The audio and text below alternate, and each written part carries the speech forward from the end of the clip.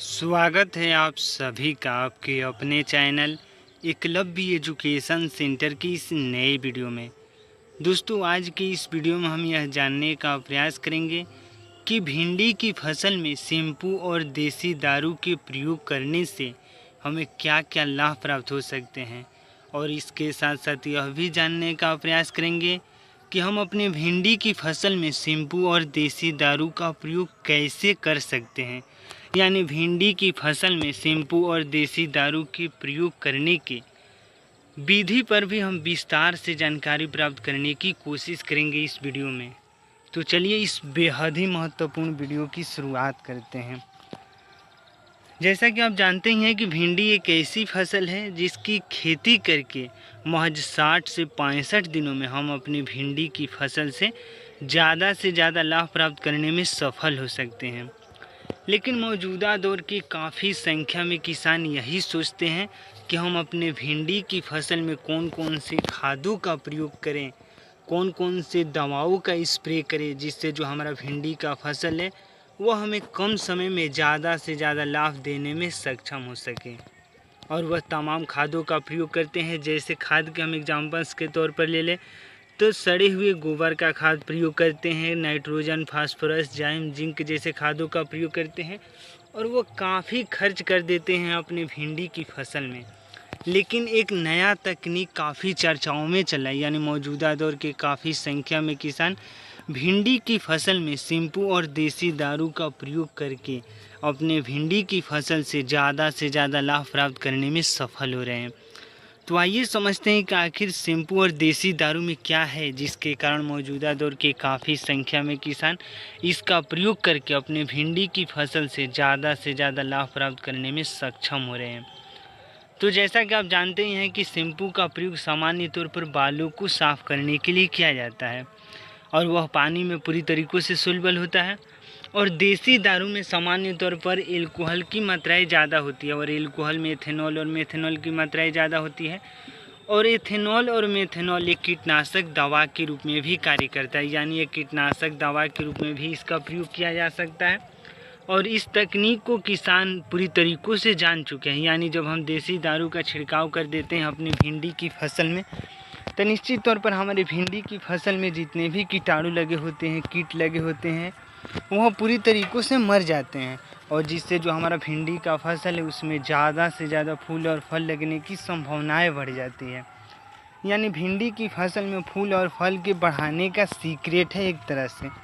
तो इस तरह से जब हम प्रयोग की बातें करते हैं कि आखिर भिंडी की फसल में शैम्पू और देसी दारू का प्रयोग कैसे किया जा सकता है, तो छिड़काव के माध्यम से कर सकते हैं देसी दारू का प्रयोग। यानी भिंडी की फसल में शैम्पू और देसी दारू का प्रयोग करने के लिए हम एक साथ उसे मिला देना है पानी में, और यह ध्यान में रखना होगा कि 5 ml प्रति लीटर के हिसाब से हमें पानी में मिलाना है।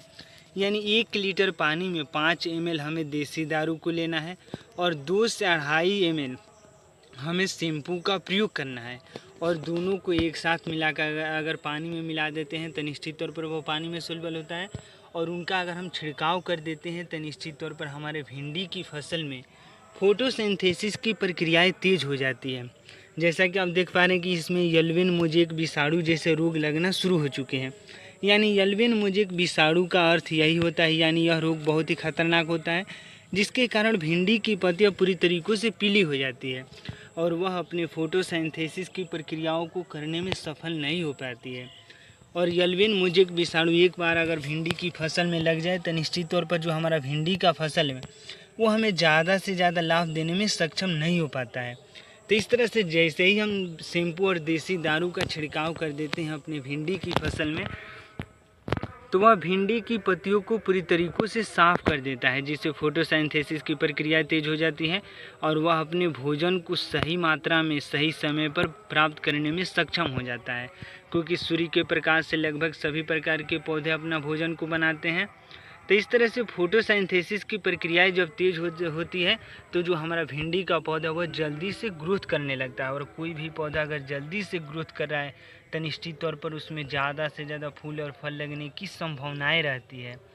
तो तो इस तरह से सही रणनीति के साथ अगर एक बार देसी दारू अगर शैम्पू का छिड़काव कर देते हैं तो निश्चित तौर पर हमें केवल लाभ ही हो सकते हैं। और एक बात यह भी ध्यान में रखना होगा कि सही समय पर सही रणनीति के साथ अगर शैम्पू देसी दारू का प्रयोग नहीं करते हैं तो हमें नुकसान भी हो सकता है। यानी सही समय की जब हम बातें करते हैं तो सही समय है सुबह के समय में प्रयोग करना है, नहीं तो शाम के समय में। और यह भी ध्यान में रखना होगा कि ज़्यादा मात्रा में अगर प्रयोग कर देते हैं तो निश्चित तौर पर हमें नुकसान भी हो सकता है। तो इस तरह से सही मात्रा में भी प्रयोग करना है, यानी 5 ml प्रति लीटर के हिसाब से देसी दारू और 2 से 2.5 ml प्रति लीटर, यानी हमें 5 ml प्रति लीटर देसी दारू और 2 से 2.5 ml प्रति लीटर के हिसाब से शैम्पू का प्रयोग करना है और दोनों के एक साथ छिड़काव करना है सुबह या शाम के समय में। और इसके साथ साथ यह भी ध्यान में रखना होगा कि अगर ज़्यादा मात्रा में छिड़काव कर देते हैं तो निश्चित तौर पर हमें नुकसान भी हो सकता है। तो इस तरह से सही मात्रा में छिड़काव करना है और सही समय पर करना है और सही रणनीति के साथ करना है। तो आज की इस बेहद ही महत्वपूर्ण वीडियो में बस इतना है। अगर आप हमारे चैनल के साथ नए जुड़े हैं और वीडियो अच्छा लग रहा है, कुछ सीख पा रहे हैं इस वीडियो के माध्यम से, तो हमारे चैनल को कर दीजिए सब्सक्राइब, ताकि हमारे द्वारा अपलोड किया गया हर वीडियो आपके पास सबसे पहले पहुंच जाए और हम तथा हमारी टीम भी यही उत्साहित महसूस करें कि आपकी भिंडी की फसल में शैम्पू और देसी दारू के प्रयोग करने की सही रणनीति में हम थोड़ा सा भी सहयोग करने में सफल हो रहे हैं। तो हमें दीजिए इजाज़त। धन्यवाद। Thank you.